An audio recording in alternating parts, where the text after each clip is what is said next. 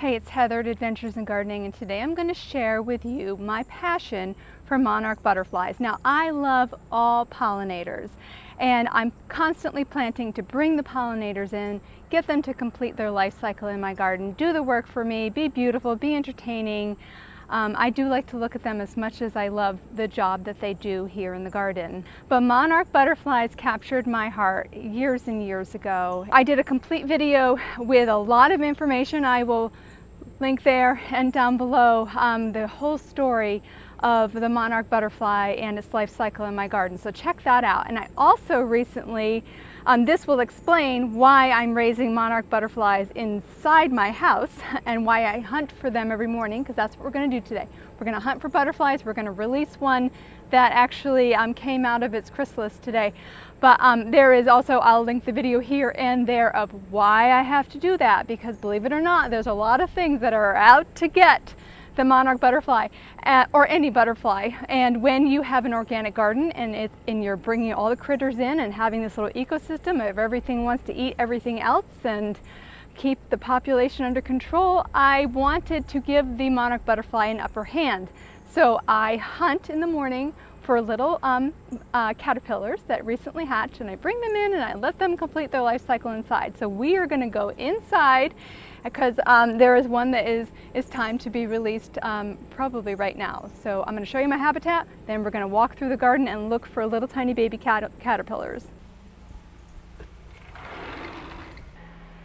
All right, so before I actually show you the habitat of where I keep the caterpillars, this guy is ready to go.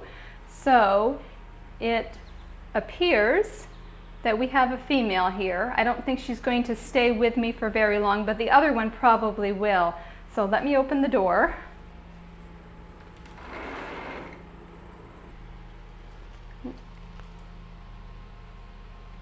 Come on, girlie.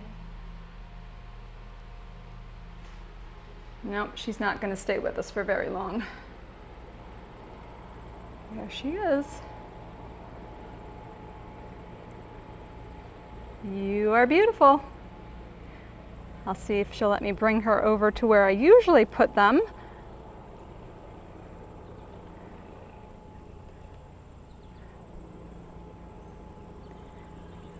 Now, when monarch butterflies first emerge from the chrysalis, they need a good 3 to 4 hours. Oh, there you go. Oh, yeah, she's on me.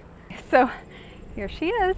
So they need a good 3 to 4 hours of drying out before they can go outside. So they are actually, I'll show you, they squeeze the liquid, the fluids out of their bodies, out of their old caterpillar body that is still in progress.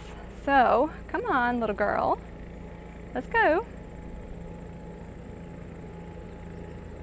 And I like to keep them as protected as possible when they are doing that because they're very vulnerable. And I am essentially, when they're out in the garden, they pick the best hiding places ever. And you know, I'm kind of breaking their natural protection by bringing them inside and then releasing them. So you got to give them time to dry out. All right, try this one more time. Here you go, girl. Here you go. There you go. Oh, you're a beauty. There you go. So I'm going to leave her there until she is ready to leave on her own. So she is under the arbor here, protected. So let's go get number 2. So number 2 this morning has not had as much time to dry out. Oh, I will show you right below. See the liquid? See? Yeah. Okay, that is the liquid that gets squeezed out. So butterflies, when they emerge, they must stay in this position. If they so don't try to flip them. If you decide to raise monarch butterflies, don't try to flip them. Keep them upside down for as long as they want to be upside down.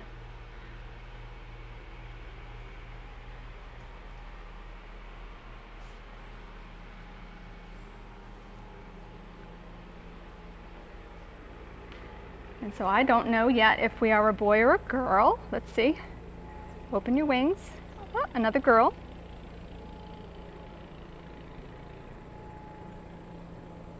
Oh. Okay, that's not good. All right, so yes, I did. I went and got a ladder. I went and got a ladder and saved the butterflies. I mean business. I mean business. So I am going to affect the monarch butterfly population in a positive way. Even if it means a ladder. So those are the two that have been released today. Now let's go look at the rest of the habitat and my caterpillars. So normally I would have my own milkweed plants that I would be putting in the habitat, but I cooked my seedlings this year, so I am cutting and bringing in fresh daily. You can see when I'm talking. See when I'm talking? I'm so mad at you. They're like, oh look, I'm a rabid caterpillar. Stay away from me. They lift their little heads like that. It's so cute. So I have caterpillars of different sizes in here, and this guy right here is just getting ready to hang, and that means he's going to look for a secluded, higher place away from the milkweed to turn into a chrysalis. And you can see I will put a plant nearby. There is a chrysalis right here, and then there's a caterpillar behind, so he's thinking about it. He's like, yep, I feel changes are coming, changes are coming. And there's another chrysalis right there, and I watch them, and when they turn clear, that's when I know today's the day that they're going to emerge. And I will, I'll put in some pictures. Hopefully I put in some pictures here so that you can see what I'm talking about. This guy on the glass right here, he's like, I don't know where I'm going. I'm going somewhere. Now, behind, oh, here's another little guys. They will, when it comes time to shed, because they shed, I believe, 4 times. My initial video, I went into depth on how the different stages, and so he's looking for a secluded place to shed. He is not ready to become a chrysalis yet. Now behind, oh, we just missed it. We just missed it. You can still see it's wiggling a little bit. Can you see? We just missed, they hang in the form of a J, and then you can, yeah, he's still working on it right there. That is his skin right there, and I'm sure this is fuzzy, so I apologize. But yeah, he just turned into a chrysalis, so he was a J this morning. And you can see that there are other caterpillars in line here and a chrysalis back there. And so I just try to keep the cage as clean as possible, which is difficult with caterpillars because there's caterpillar poop that happens. And I try to take the old milkweed out as they are eating it. They'll eat right down to the stem. So that is what I do. Never touch caterpillars. Never. I never will touch them. You don't want the oils from your hands onto them. You make sure they have fresh milkweed, only milkweed all the time. That's all these guys are going to eat is milkweed. Milkweed, period. So let's go outside and see if we can identify some babies. So I just let milkweed just pop up in different places. I will pull it from time to time, but this is important to me. I don't know why, it just is. It's very important. Maybe it's their story, maybe monarch butterflies, when they get released, you can see their flight pattern. It's like you go wee, and so maybe they're my spirit animal, right? I don't know. All right, so here is some milkweed right here. Guess who else loves milkweed? Well, there's 2 that I am quite familiar with, and one is aphids. So we're constantly battling the aphids for the milkweed, and then there's the milkweed beetle, which I don't see milkweed bug. It's red with a shield on it.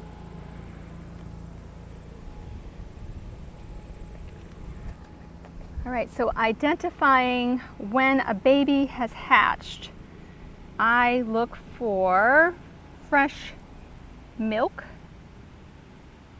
Oh, the cat is sitting on my skirt. Oh my goodness.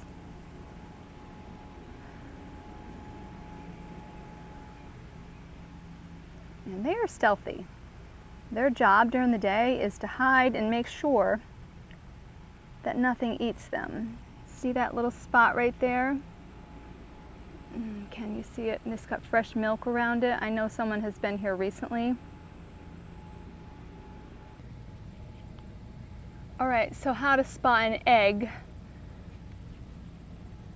There is an egg right there. Monarch butterflies will commonly do them singly. Can you see how it's raised off of the leaf? Like that. So it's white, kind of creamy colored, so that is an egg. And when it hatches, it will eat a hole right through that exact spot, and then I will come look for him probably tomorrow.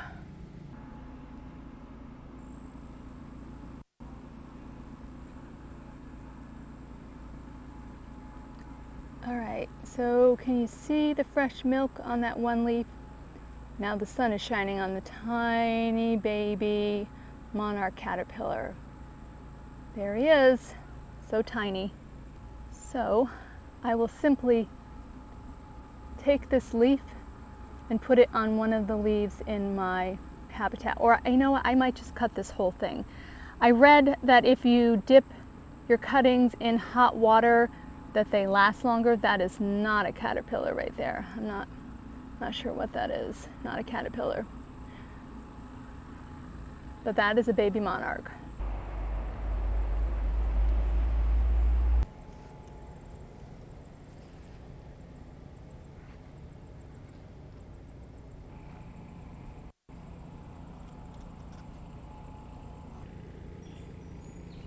All right, here is one that's a little bit older.